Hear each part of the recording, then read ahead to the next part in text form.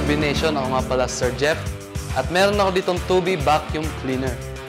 So ito po yung kanyang packaging. Meron po siyang mga details sa gilid and spec sa kabilang gilid naman. So ito yung kanyang box. Sa loob ng kanyang box, meron siyang manual. Yung ating hose. Mga attachment po ito. At ito po yung hose niya. Ayan.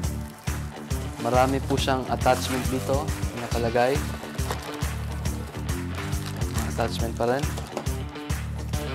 At yung ating vacuum cleaner. At meron pa po siyang attachment pa ulit. So, tatabi ko lang po ito. So, ito pong ating vacuum cleaner is 1,000 watts na po siya. And meron siyang capacity na 10 liters. So, wet and dry po ito. Pwede po siya sa basa, kahit sa tuyo. So, ito pong ating vacuum cleaner na 1,000 watts is meron po siyang blower function.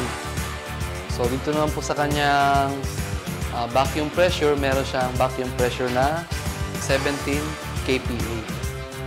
And meron siyang bigat na 4.5 kilo at haba ng cord na 2.3 meters. So, ngayon po, ipapakita ko yung loob niya. So, ito po yung nilalaman niya. Meron po siyang air filter dito. And ito po yung kanyang tank na 10 liters. So, ngayon po, i-assemble na po natin siya. So, ito yung hose niya. At dito po pala, sa harapan ng ating vacuum cleaner, dito po yung kanyang vacuum function. And dito sa likod, yung kanyang blower function. So, pag dito nyo po nilagay yung kanyang hose,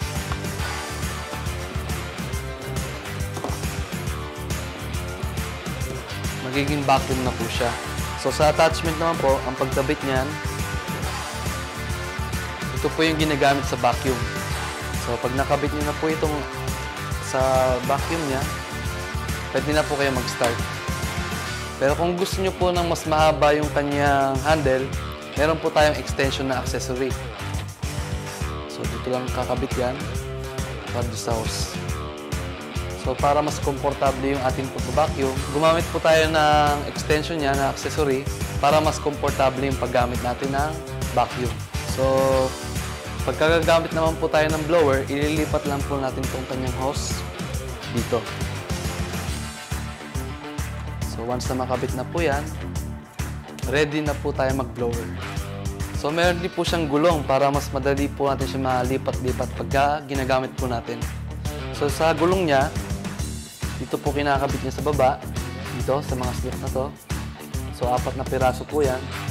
Kasama po ito sa accessories na free. Nasa packaging niya. So, ito po yun. Sa pagkabit niyan, isasalpak lang dito. Sa kabila rin. So, ayan po siya pagka nakakabit na po yung kanyang gulong. So, pagka nakakabit na po yung mga gulong nito, madali na po natin siya maililipat-lipat ng lugar. So, ngayon naman po, ipapakita ko sa inyo kung paano siya paandarin. So, mag-i-start tayo dito sa vacuum. So, ngayon, i-start na po natin siya para po makita natin kung gaano siya kalakas. I-start na po natin siya.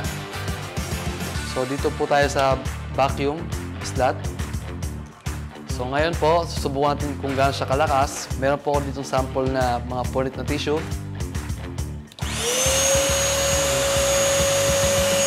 So, nakita nyo naman kung gaano siya kalakas humigop. At ngayon, ipapakita ko naman kung gaano siya kalakas sa blower. Lipat lang po natin itong hose dito sa likod.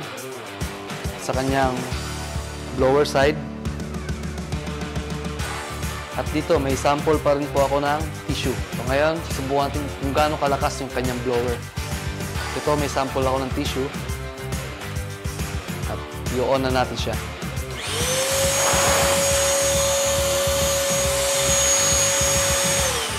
So, nakita nyo naman kung gaano kalakas yung aming vacuum cleaner na may function na blower. At ito nga pala ang aming 2B vacuum cleaner with blower function.